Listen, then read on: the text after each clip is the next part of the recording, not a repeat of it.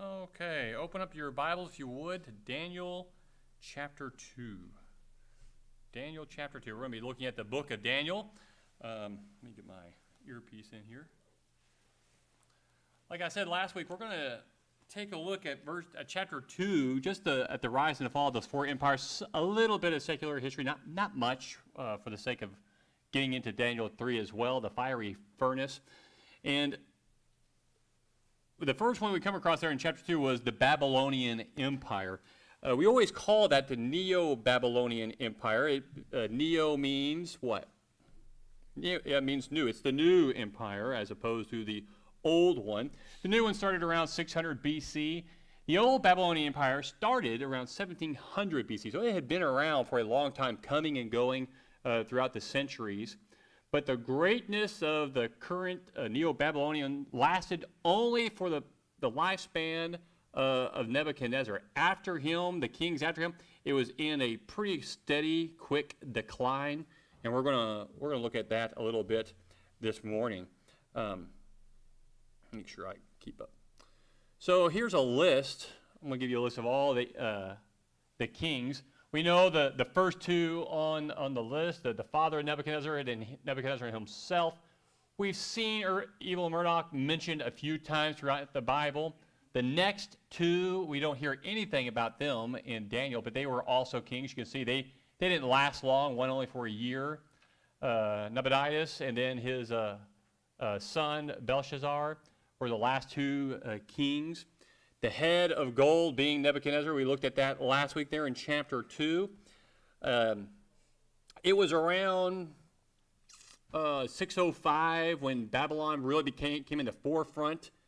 They defeated the combined armies of Assyria and Egypt. They're at Carchemish, on the northwest part of the Euphrates River. And after the battle, Nebuchadnezzar was the pretty much undisputed ruler over the world. Even though he didn't conquer Egypt, he had control, and God makes this known to him, where he says there in verse 37, to whom the God of heaven has given the king the power, the strength, and the glory. And Daniel told him that wherever the sons of men dwell, or the beasts of the field, or the birds of the sky, he has given them into your hand, and has caused you to rule over them all. You are the head of gold. Now, when we study through Daniel, or whenever we think about Daniel, we typically focus in on Daniel and his friends, and then, of course, the visions. And we ought to. There's a lot to learn from them. But I want us to also see things from the perspective of Nebuchadnezzar. I think God wants us to see something here of what Daniel is doing. When God set up the nation of Israel, what did he want them to be to the world? A light. Which means what?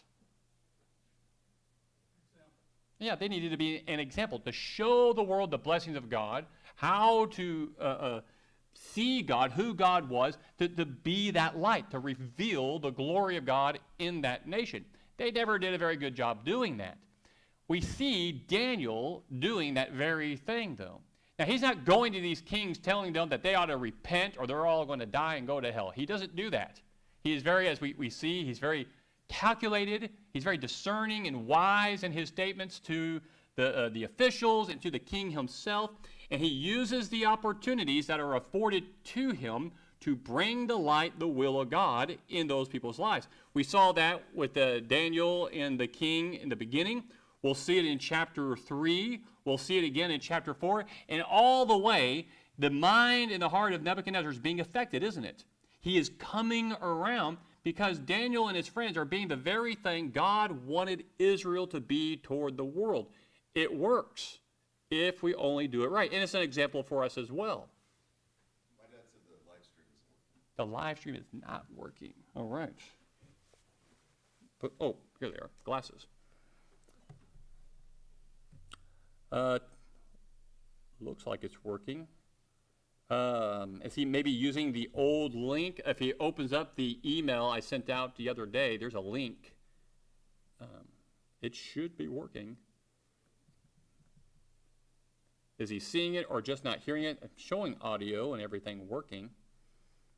So let me know, and it's okay to interrupt me, and we'll get that going for those who are online. Make sure he's using the link out of the email I sent out the other day. Should be at the top of that. And so Nebuchadnezzar is seeing the glory of God in Daniel and in his friends. We've seen that. Remember, he gave worship to God through Daniel. We're going to see that again with his friends. So I want us to keep that in mind as we continue to work through the book of Daniel, to look at this from the perspective of Nebuchadnezzar. Because in every chapter, even though it's about Daniel or his friends and then Daniel again, the focal point is on Nebuchadnezzar and getting him to do the right thing. And we're going to keep seeing that. All right, the next, get my PowerPoint up here. The next group is the Medo-Persian Empire. This is not all the kings. I just put up the most prominent ones, the ones we may know. Who up here do we know that you recognize? Xerxes, Darius, the first, not the other ones. So this first group here on the left, these are the most powerful of the kings, or the Persian Empire was the greatest. The ones on this side, that's the decline of the Persian Empire. And even though we call it the Medo-Persian Empire, who were the Medes? A conquered nation. They were conquered by the Persians. They were used and integrated into the Persian Empire. So, but I think it's kind of a misnomer to have them listed first. They were a conquered nation by the Persians, and they were the ones that were really ruling over all the land. In 539, Cyrus II the Great, he is the one that took Babylon. You may remember that under Belshazzar, the priests of, I can't remember the name of the city, gave half the kingdom to the Persians, just gave it to them. And then as they were coming in, taking over the empire, Belshazzar wasn't doing anything. The very last thing we learn about him is from the book of Daniel. What was he doing? Partying, using the instruments from the temple to use for his guests for his big party, and then he goes to bed, and what did he see? The handwriting on the wall. The handwriting on the wall, which was the last night he was alive. It is said, the story is told by Herodotus, that Cyrus had rechanneled the Euphrates River. It would run under the wall through the city of Babylon, and the story goes that he had rechanneled that and was able to come under the wall into the city, unbeknownst to the soldiers, and took the whole city in one night. And we're also told there in chapter 5 that the night that Babylon fell, that was the night Belshazzar saw the handwriting on the wall, and he died that night, probably when Cyrus took the kingdom. So he is the one also. What did Cyrus do that was pretty pertinent in the Bible? Yeah, he's the one that let him go back? Yeah, he's the one that sent the Jews home. He said, all of you who have been taken away from your countries, go home, build your cities, plant vineyards, live in your houses, build the temples of your gods, and pray for me. That edict is mentioned in Ezra, 2 Chronicles, 2 places in Isaiah also mention Cyrus. This was mentioned the other week, where God spoke of him in 44 verse 28 of Isaiah. It is I who says of Cyrus, he is my shepherd, and he will perform all my desire. And he declares of Jerusalem, she will be built, and of the temple, your foundation will be laid. Also, Isaiah 41 verse 1, Cyrus is referred to as the Lord's anointed. This was a man who was born in 600 BC.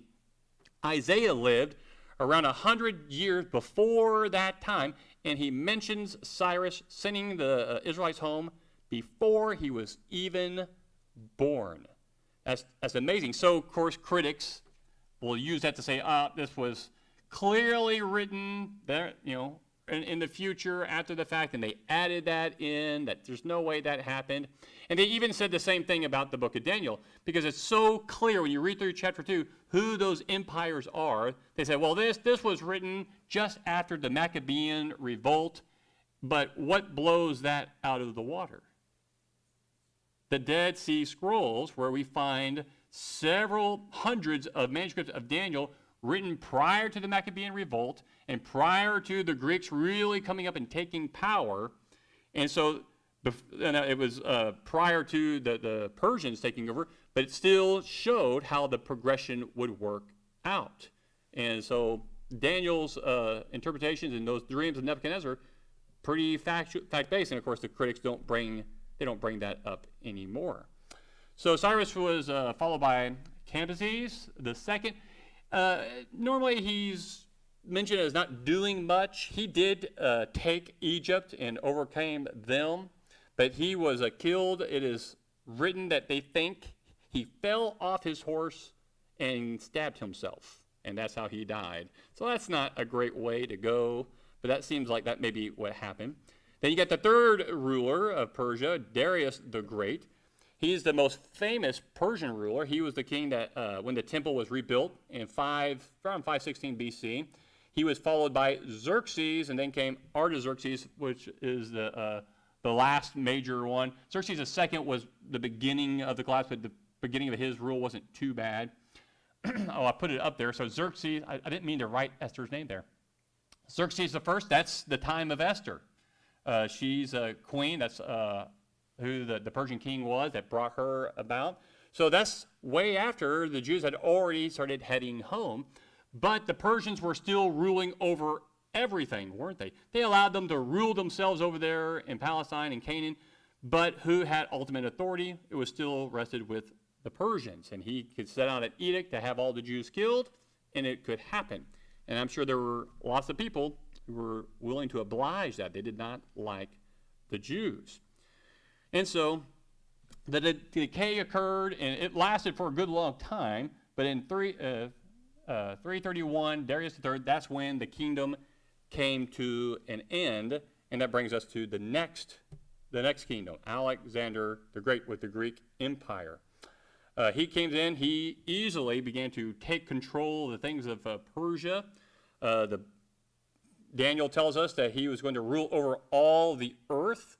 The empire fell to him. The general took Persia. And 334 is when Alexander began to march with his army from Greece across what's called Hellespont into Turkey. They came down through Palestine. They took Syria, Tyre, and Egypt. Then they went back up and began to head eastward toward China. They get up into India, and he's easily taking all these cities and states and empires. But when he gets to India, his troops say, "We're done. We want to go home, and we want to go to bed. And when your troops are tired and they're done fighting, there's not much you can do." So he turns around, comes back, it's allowed them to go home. And a few more fights, what happens to Alexander? Yeah, he gets sick, he dies, and that pretty much ends his particular reign. And then what happens? The four generals take control. But of the four, there's only two that really come out to great power here. You got the Seleucids, that's Syria, the Ptolemies, that's going to be Egypt. And then I have a list of their kings here. I didn't put the dates in there, but we're getting closer and closer to the time of Rome and the time of Christ. Any names up there stick out to you that you might know?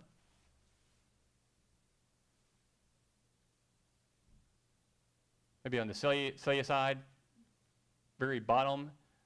Antiquities, the fourth Epiphanes. Does that sound familiar? Remember the study we did on the Maccabean revolt? This is the king of Syria. He came in and he sacked Jerusalem. He took it, and he went into the temple about the second or third time down there. I can't remember which. And he built idols inside the temple. And what did he sacrifice on the altar? A pig. He sacrificed a pig on the altar. He, not a good guy. He did a lot of atrocious things, killing a lot of people. And you can see that's the end of their reign was him. He was the last one. And then on the Egypt side, they didn't last as long either. And they went away pretty quickly when Rome came into power. I'm not listing all the Caesars here, just the ones that are pertinent to us. You got Augustus Caesar from 31 BC to 14 AD. And what happened around 0 to 3 AD? That's right.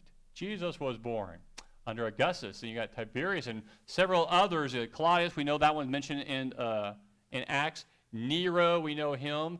We don't know much about the next three. Galba, Otho, and Vitellius, I think it is. You notice they don't reign very long. What was going on in Rome during their reign? I think the four, you're thinking maybe the popes, but they were all vying for power and killing each other off. Well, not each other. The Praetorian Guard killed one of them. I think that was Otho. And then Vespasian, who's going to be the next one there in 69 to 79, he and his son Titus were down at Jerusalem, and what were they doing? They were surrounding, they were sieging it, Jerusalem. He got wind of what was going on, and so he took part of his army, left his son Titus at Jerusalem, and he went up to Rome, and he took control, and he became emperor. He lasted for 10 years. His son Titus didn't want to stay left behind, so he wanted to end the battle, stop the siege of Jerusalem, went in, destroyed everything he could find, burned a temple, and wanted to make sure the Jews weren't going to revolt again, and made a pretty strong example of them. It was pretty atrocious. Of course, we know Jesus warned about how bad it was going to be, and it was bad. He wiped it out, and he came back up to help his father, and after his father passed away, he took control. And then there is Domitian in 81-96. What do we know about him? We thought Nero was bad, but Domitian was the worst. He is the one that began to light Christians on fire, on crosses that would lead into Rome, putting them into the arena to be eaten by lions. He was the worst. He was a horrible person, and he was the ruler at the time of John when he was put into prison on the island. So that is the Roman Empire. And how long does the Roman Empire last? Yeah, it's hard to tell. It depends on how you look at it, because after a while it divides into two parts. But it goes on for a long, long time. And out of all that, of all those empires, which kingdom lasts the longest? The kingdom of God, the church. When it came up, it was not destroyed. And how many cities and nations did Babylon conquer? Could you number them? How many cities and nations did Persia conquer? Or Alexander the Great? Who knows? So many. The Romans. How many cities and nations did the church conquer? Not one. Not one. And that's going to be part of my lesson this morning of not one nation, not one city was overthrown by the church, not those claiming to be Christian, but not by the church. And yet it grew, and it continued to grow, and it will fill the whole earth, just as Daniel points out in chapter 3, as God does in that dream to Nebuchadnezzar. So pretty amazing when you think about all that is going on, all that Nebuchadnezzar's been through. He has that dream. It's interpreted to him by Daniel, and he hears all these things. He pays homage to Daniel and worships God. And then we come to chapter 3. Chapter 3 is going to be, we can break this up. This is simple. It's not a difficult chapter. It's easy. You got the golden image, the charge against Daniel's three friends, the response, the sentencing, the salvation, and then the king's praise of God. We're not going to be reading through all this, but I do want to read some parts. Look at verse 1 of chapter 3. Nebuchadnezzar, the king, made an image of gold, the height of which was 60 cubits, and its width 6 cubits. He set it up on the plain of Dura in the province of Babylon. So he builds this image. It was enormous. If you read the NIV, it tells you it was 90 feet high and 9 feet wide. Not the largest thing ever made. The Colossus of Rhodes was bigger at 100 feet high, but still that's pretty enormous. And in plain of Dura is probably just a flat area. We're not really sure where that is at in the Babylonian area, but he builds this golden image. Why do you think he built this? Now, some people think that this is about 18 years into his reign. We're not sure where, but It probably is not the very next day or next year. It's been a while since he had his dream. But what do you think he's thinking of? Or why did he build this image like this? Yeah, because he dreamt. I think so. I mean, we can't know for certain, but it's made of gold. It's pretty high. Kings often made images of themselves or of their gods. But the way he does this and the timing in the book of Daniel makes me think he's thinking of himself as the head of gold. But this time, instead of just the head being gold, we're going to make the whole body gold. This is all about him. And we know he's arrogant. We've seen it in his rash decision-making. And, of course, later on in the next chapter when he misspeaks about all that he thinks he had done, and God punishes him for that. So it's not surprising that he would do this. And again, even though we always think about Daniel and his three friends in all these chapters, and we ought to look at these things, but notice that it's the focus here on Nebuchadnezzar as well. So he builds this. He brings in all the officials of Babylon, the province of Babylon. He brings them all in. They're all listed out here in our text. You got the satraps, that's the protectors of the kingdom. They're usually rulers over large divisions. The prefects are high-ranking officials directly responsible to the satraps. The governors are administrators of the districts. You got counselors. Obviously, those are going to be the advisors, treasurers. We know what they do. The judges, law-bearers. Magistrates are over chiefs or superintendents, and then any other rulers that there might be or officials in the Babylonian area, province, he brought them out here for this dedication. He talked about the music. When you hear the music of all these things, he lists out there all these things. When you hear this, you fall down and you worship the image of gold. So they do this for people to fall down, and if they don't, what would happen? Thrown into the fiery furnace. They found some of these furnaces over there in that region. Have you ever seen those pots? I have one out by my pool where it's a big bowl. It's got an opening, and it comes up in like a milk chimney. But it comes into like a milk bottle of oil where it kind of opens up on the top like that. Their chimneys look like that. Their furnaces look like that. They're huge with an opening, and they would have ways of blowing air in it. They could heat these things up, they said, up to 1,800 degrees. Really hot. And so if you don't fall down and worship this image that Nebuchadnezzar built, they're going to throw you into the fiery furnace. That's a bit extreme, but that's his rule. That's the way his attitude has always been. That's the way he always ruled.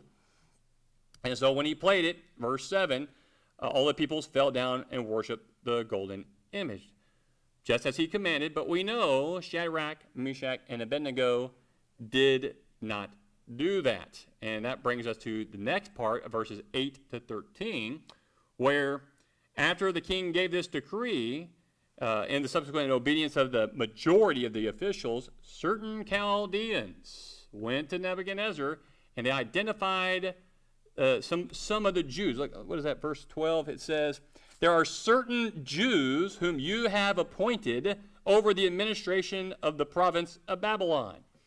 Now notice how they bring this up to the king. If you know someone's personality, you know how to talk to them in order to enrage them. Does Nebuchadnezzar like to be obeyed? And if you don't obey him, what happened? Dead. I'm not just going to kill you and your family, but anyone who has the same title as you, they're dead too. That's what he tried to do or was going to do in chapter 2. He gets angry, very arrogant. So the first thing they said, hey, there are some Jews. So they're not even Chaldean, they're not Babylonian, that you appointed. Namely, and then they named the three friends of Daniel. Now, why would, let me look at, read that to you. Namely, Shadrach, Meshach, and Abednego, these men, O king, have disregarded you. They do not serve your gods or worship the golden image which you have set up. Then Nebuchadnezzar, in rage and anger, gave orders to bring Shadrach, Meshach, and Abednego. Then these men were brought before the king. So, why would he be enraged? We know why, because he likes to be obeyed, but there's another reason. There's another thing. He doesn't kill them right away, does he? He gives them another opportunity to worship the image. there is another reason why this really angers him. He just appointed them to be leaders over the province that Daniel had requested, remember? He did that. And now these men that he appointed are disregarding him. It makes him look bad, and he doesn't like that. So it's making him look bad amongst the other counselors and these other the people of this kingdom. So that would further enrage him when you appoint somebody and then they don't do what you say. Was Daniel on vacation? That was the next thing I was going to come to. Where is Daniel? Why is Daniel not mentioned here? We don't know. All we can do is speculate. Either one, some people say that he is out doing other things, or number two, that those who want to reposition themselves before the king, if you want to do that, you got to get rid of Daniel and his three friends. Daniel has a pretty high ranking with Nebuchadnezzar, so maybe, and this is only speculation, that they recognize the difficulty of removing Daniel, so you begin by removing those that he asked the king to appoint, and you diminish his rank, and then you go after Daniel. Maybe that's what they're thinking. I don't know. I don't know why he's not amongst these three, but he is not. Maybe he wasn't there. I don't know. He's on PTO, personal time off. You know, it's a stressful job. I can understand that. So, yeah. So he's upset. He brings them in before the king, and he gives them an opportunity to bow down. So I think this is Nebuchadnezzar's way of trying to save face. I'm going to give you another chance. He responded to them, verse 14, and said, "Is it true, Shadrach, Meshach, and Abednego, that you do not serve my gods or worship the golden image that I have set up? Now, if you are ready, at the moment you hear the sound of the horn, flute, lyre, trigon, psaltery, the bagpipe, and all kinds of music, to fall down and worship the image that I have made, very well. But if you do not worship, you will immediately be cast into the midst of a furnace of blazing fire. And what God is there who can deliver you out of my hands?" Now, if you remember back in chapter 2, how did Nebuchadnezzar respond to the interpretation of the dream that Daniel gave? How did he respond to that? Huh? Well, not that Daniel must be a god, but yes. Well, not exactly like that, but he does say, the king promoted, where is it at? Oh, yeah. The king answered, verse 47 of chapter 2, the king answered Daniel and said, "Surely your God is a God of gods and a Lord of lords." Notice he doesn't say the God of gods or the Lord of lords, but a. He lumps them in. There's another God. Maybe I didn't recognize that, but I want to take this God of yours. I want to add him to my collection. That's the way I interpret that. And he pays homage or worship to the God. But he doesn't recognize him as being the only God. And so here he is before these three friends of Daniel. He's upset. Now they wouldn't worship his gods or the golden image he set up. So what God is there that can deliver you out of my hands? I am the head of gold, right? In his mind. You can't stop me. I am supposed to be the King of Kings over all the earth. And I'm going to be that. He doesn't recognize where the power came from. He forgot that power came from God and not from himself. And so he wants to give them a chance to redeem themselves. So here, I want to give you a chance to bow down. Verse 16. Shadrach, Meshach, and Abednego replied to the king, "O Nebuchadnezzar, we do not need to give you an answer concerning this matter." Whew. That is brave.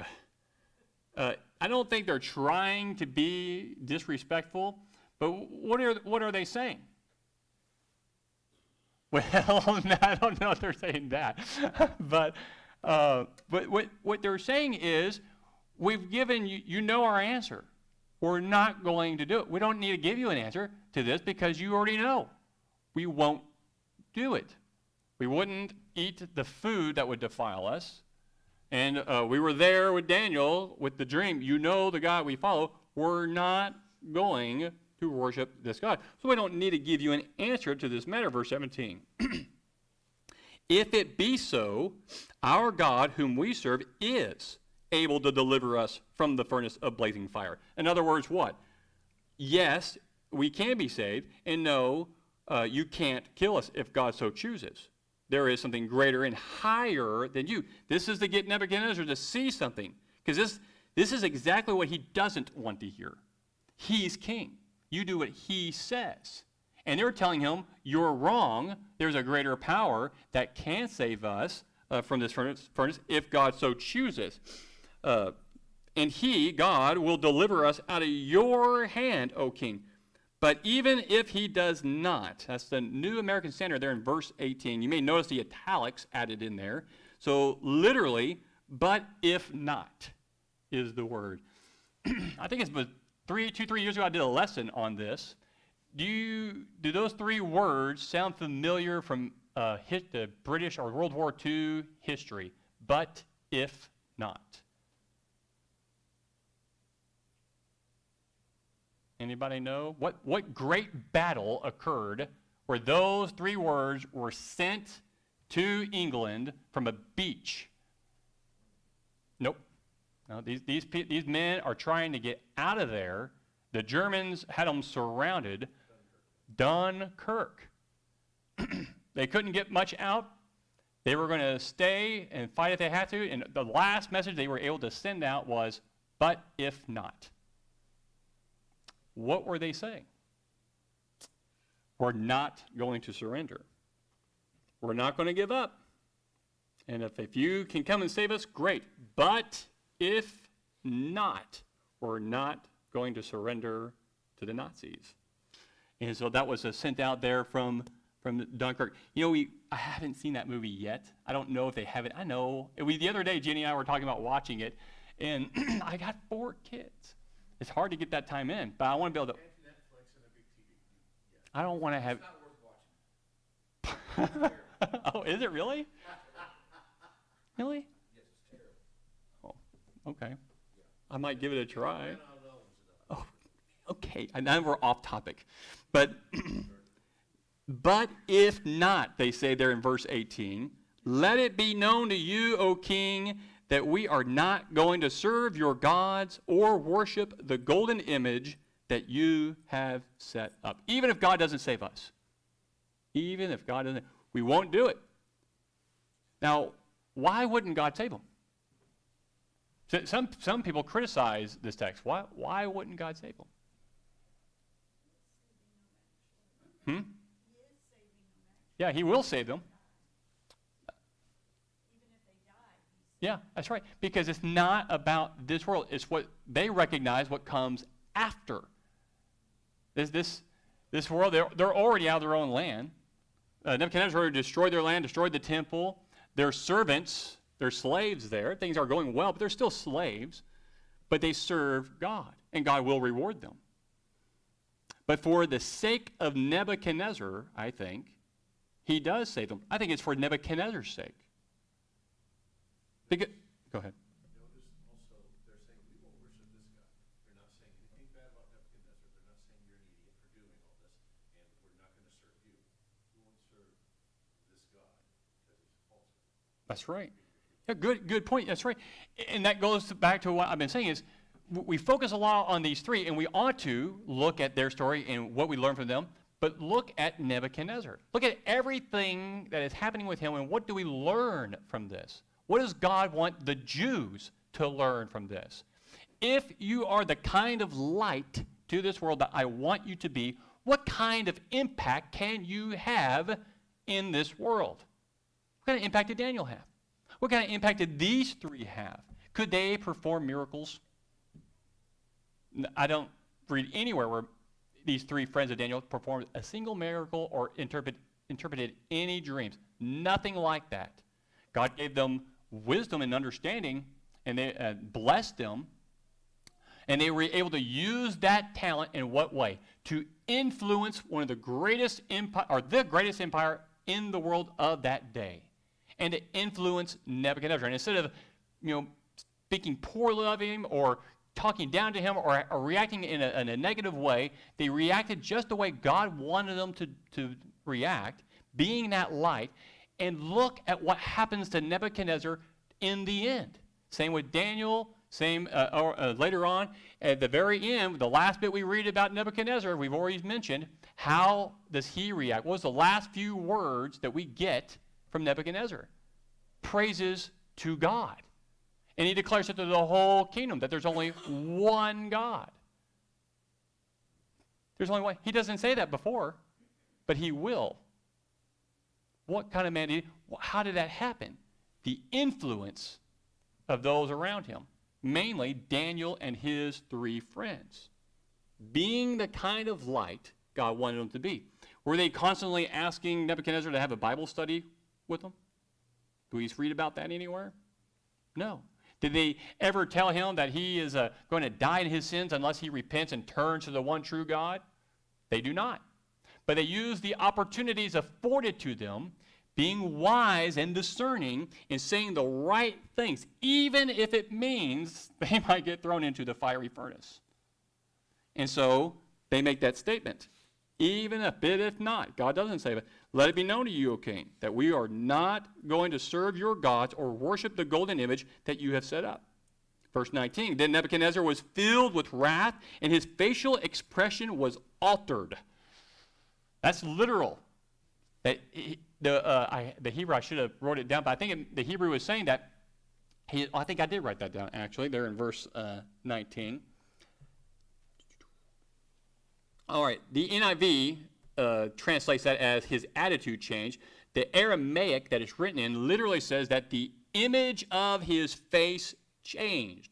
His disposition was so vividly seen in the expression on his face, extreme anger had possessed him. My kids know all about that. They could see the expression, image of my face change, and you can see their attitudes change pretty quick. It can be disconcerting.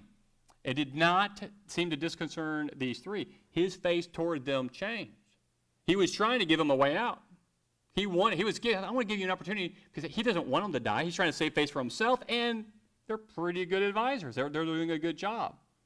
But then they make these statements about his own arrogance. These things you said, we're not going to do it. And if the things you say, you know what, we don't have to answer you in this matter. We're not going to do it. It's pretty much what they're saying. That's what he's hearing. So what does he do? He orders the furnace to be heated 7 times more than usual. Commanded, verse 20, certain valiant warriors who were in his army to tie up Shadrach, Meshach, and Abednego in order to cast them into the furnace of blazing fire. Then these men were tied up in their trousers, their coats, their caps, and their other clothes, and were cast into the midst of the furnace of blazing fire. For this reason, because the king's command was urgent and the furnace had been made extremely hot, the flame of the fire slew those men who carried up Shadrach, Meshach, and Abednego. But these 3 men, Shadrach, Meshach, and Abednego, fell into the midst of the furnace of blazing fire, still tied up.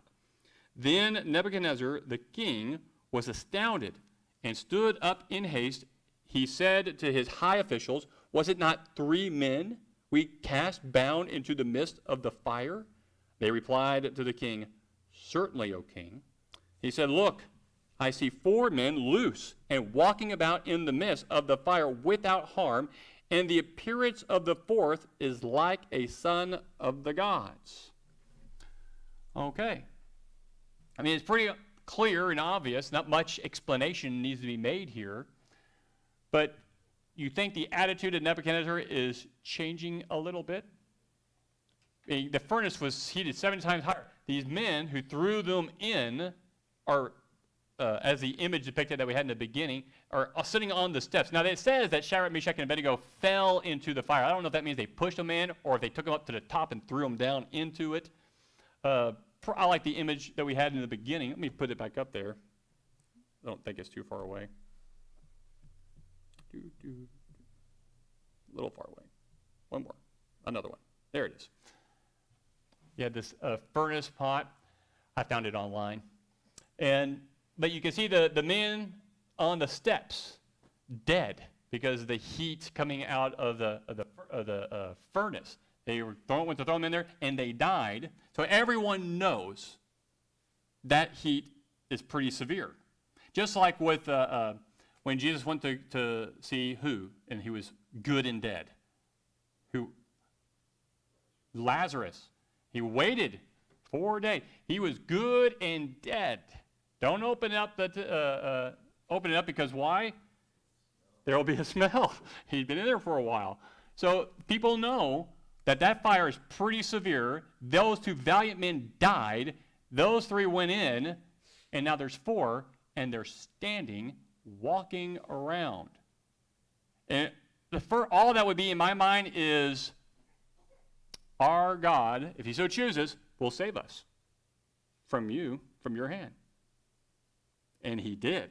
And there's another one in there, and he looks like the Son of the God. What does that mean? Is that Jesus? Is that the angel of the Lord? Is it just an angel? We don't know. But there was a 4th in there. Sure, definitely a messenger, an agent sent by God to stand with those 3.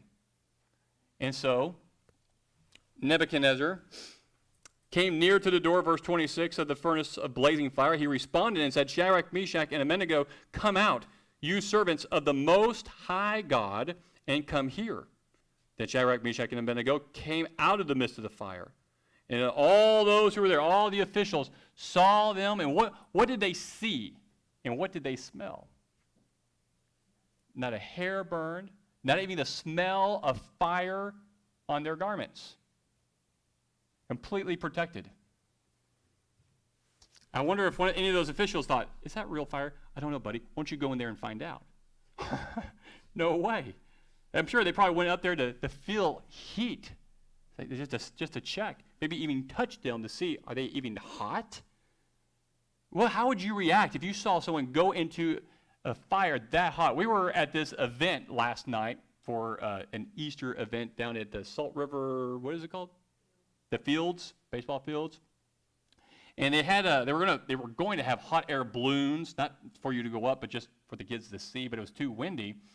But as you were walking around, there was all these baskets. They had them out with the furnace that they used to, heat up the balloon and get it to rise up. And every once in a while, they would pull it. And we were a good 25 feet away, and they would pull that, and it would just burst in fire for just a second. And being about 20 feet away, you felt this heat just hit you from that. I cannot imagine what the heat would feel like coming from that furnace around 1,800 degrees. And these 3 walked out of it. Unburned. They don't even smell of fire. Man, I mean, that's just dumbfounding. It amazes me that all these officials would continue to try and have these people killed. These 3 or even Daniel. I would leave them alone. I wouldn't touch them or go near them again. I would be scared to death. And so they came out, and where's that? Oh yeah, and verse 28, Nebuchadnezzar responded and said, Blessed be the God of Shadrach, Meshach, and Abednego, who has sent his angel and delivered his servants who put their trust in him, violating the king's command, and yielded up their bodies so as not to serve or worship any god except their own God. He did the same thing before. It wasn't as intense in his understanding of God, in that he said a God of gods and a Lord of lords. This time, though, he calls him the Most High. You gave up your own bodies, sacrificed your own bodies for your God. You would not serve any other God. He recognized. How many other kings in history have been able to do this? Did Ahab ever recognize it after all the opportunities? Think of all the times in the Old Testament where kings were given the opportunity like this and they rejected it. They always reject it. But Nebuchadnezzar always grew in his understanding each time. Was the angel Jesus? We don't know. Yeah. Is that what Jesus looks like? I don't know. I don't know. And I don't know. But Nebuchadnezzar said it looked like a son of the gods, and he calls him a messenger, someone sent from God to protect them. And his praise of God is better than it was prior. And he goes on, verse 29, therefore I make a decree that any people, nation, or tongue that speaks anything offensive about the God of Shadrach, Meshach, and Abednego shall be torn limb from limb, and their houses reduced to a rubbish heap, inasmuch as there is no other God who is able to deliver in this way.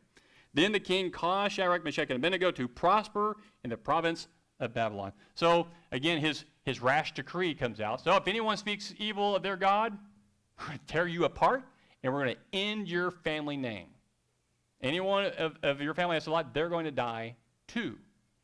So I don't think God wants that. Well, who knows? But it doesn't matter. It's his decree. It shows his attitude toward God. He's growing a little bit more. And we don't see this sort of thing happening again under his rule. Because the next chapter, what happens? He still has the arrogance problem. It's still there. So in these chapters where we read about these amazing stories about Daniel, his friends, and then Daniel again later on, what we do read about is, that we sometimes overlook, is the growth of Nebuchadnezzar, his spiritual growth. This is why he is the head of gold. Not that his empire was bigger, it wasn't, or grander or lasted long, it wasn't. It was his spiritual understanding and acceptance of God, something we don't see from any other kings, not like this. And we're going to dive deeper into that when we get into the next chapter and we read that last bit that he writes. He writes in the Bible, his own hand. That's amazing. This pagan king who destroyed the temple in Jerusalem and killed God's people has a whole section he writes in the Bible. How many pagan kings can say that? They've had some of their words written down, but we see him talking in first person. Pretty amazing. Daniel puts that in there for us. Any comments or questions? Yes.